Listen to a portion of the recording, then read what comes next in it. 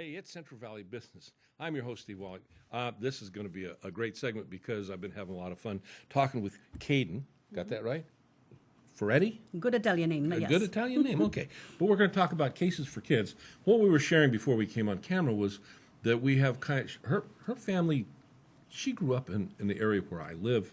They were kind of pioneers up there. Your grandfather, you said, was into heavy equipment, into firefighting during the summers, and he was in the Lions Club. Yes, he was. And you, his granddaughter, he got to see you Become a fellow Lion. And the first woman in Fresno? First woman Lion in Fresno County. Awesome. A little over 30 years ago. I don't want to talk about the Lions Club. No, I want to talk about what they do. Because the Lions Club, they are an incredible service organization. They are. They do a lot of great things around the world. But more specifically, we're going to talk about the great things they do right here in Fresno. And that's a fairly new program that they started, 20 years ago? I started the program about 20 years ago as a club project, short-term club project. Going to do it for a week or two. And It was just, for a few months. We were going to gather 50 suitcases, put 50 stuffed lions in them, take them to Craycroft, which at that time was Fresno County's emergency shelter. Right. And lo and behold, 20 years later, You're still doing it. still doing it, and I alone help service foster family agencies in about 7 counties. Okay, Kaden, I'm going to stop you right there because what we didn't say, although Cases for Kids is this is Kaden this is for kids, This is for foster for children. foster children, and the thing is about foster, and we have unfortunately a rather substantial foster children population in and around this area, and they get shortchanged on so many different levels, and oftentimes they're shifted from one place to another. They're there for a short period of time, then they got to go somewhere else, and if they're lucky, things work out for them, and if they're not, they just kind of get processed through. And you were saying that what prompted the creation of this was the fact that these kids often travel with all their stuff in, like, grocery bags. Trash bags, grocery bags. If they're going to be sent to a family member, sometimes they're going on a bus, and their things will be put into a box. Yeah.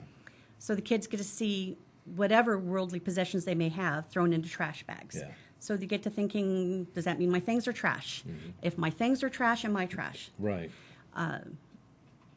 It's not something we wanted the children to No. feel. So we started with the idea of giving them some suitcases, put a name tag, a stuffed lion, give them a little bit of ownership.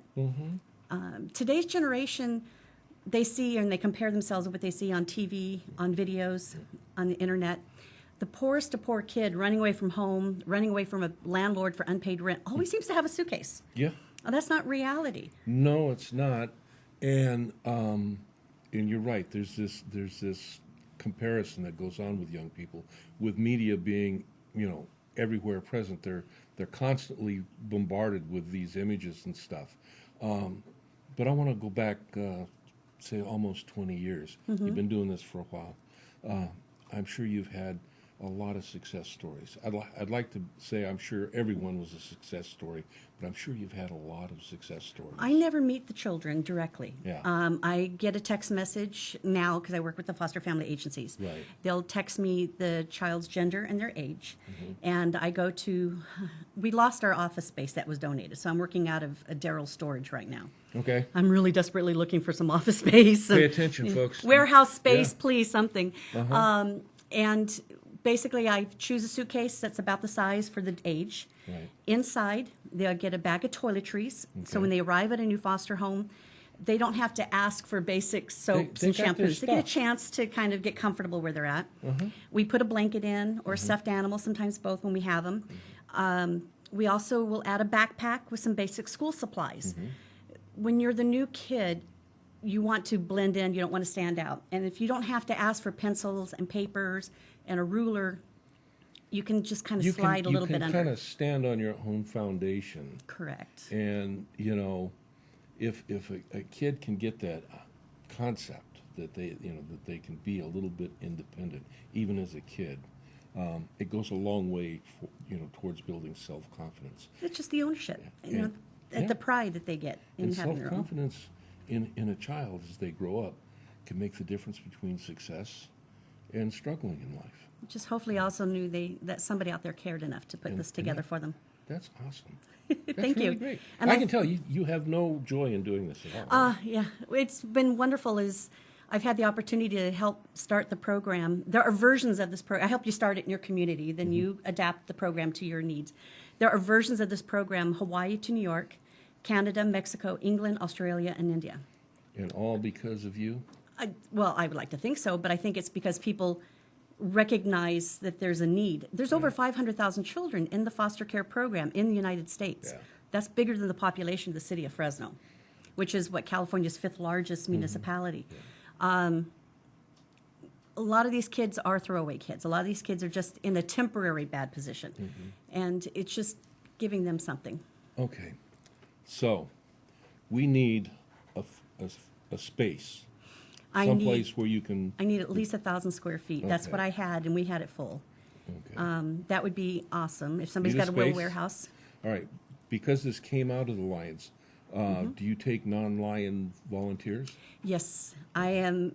There's no way this program could have consisted as long if it had not been for groups like the Clovis Rotary, the San Joaquin Quilters Guild, the Central Valley Binky Patrol, and then certain individuals as well. So we're looking for volunteers. Always looking for volunteers and looking for donations. And that was my next thing. We're looking for donations. New and gently used suitcases.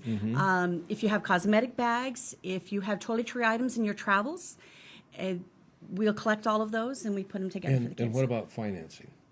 Do you take? I do take. For the donations? first time, I'm actually having to go after cash donations because I now will have to pay rent, and So that's important. So we just covered a list of things that maybe you can't leave or do, but you can provide in some way. And I'm talking to you out there, and this is awesome. One of the things I really enjoy about being in the position where I'm in is being able to talk to so many people that really in service to our community, but more particularly to the kids in our community. And I got to tell you, right from my heart, I think that's awesome. Thank you. Great. But all this good talk doesn't do anything if they can't get a hold of you. How do we get a hold of you? And there's a couple of different ways. They can give me a phone call, which I believe the phone number is there. Also, 559-917-3418. Okay. We have a group page on Facebook, and there are two ways on there that you can contribute. Okay. What's that group page on Facebook? It's a facebook.com/group/cases for kids. If they just search Cases for Kids, it'll probably. Well, there's a couple of programs there? that'll come up Okay. for Cases for Kids. So you want to look for the one that has the little blue suitcases on We it. got that logo out there. Okay. And they can see all sorts of information on there And possibly through the local Lions organization too. Yes, several of all the Central Valley clubs know how to reach me. Yeah, there you go. That's awesome. Thank I want you. to thank you for being with me today. Thank you for giving me the opportunity to share about the program. This is great. I want you to come back. Do like you to. ever do like special events, fundraisers, or now you might be starting doing fundraisers, but or where you have like a special where you're going to be situated for? Evidently, you don't hand out the stuff specifically to the individuals, but do you ever have any kind of a special event or anything that? We have suitcase drives. Okay. We will be Do you doing. have one scheduled? I don't have one scheduled at the moment, Okay. mainly because I'm working out of a small storage facility. So I'm kind of limited on space. So I just had an Eagle project, a young gentleman who did an Eagle project for Cases for Kids, and he did a great job, and he helped kind of keep me stocked up for a little bit. Good. But we keep, if you look on our Facebook page, I keep an eye on it. Things get listed there that we have programs, events coming up. Okay. When you have your next event, I want you to come back and we'll talk about it. Thank you very much. Nice meeting you. Nice Thank meeting you you. for what you're doing. Thank you. Pay attention, folks. It's our community. And I'll see you when we come back.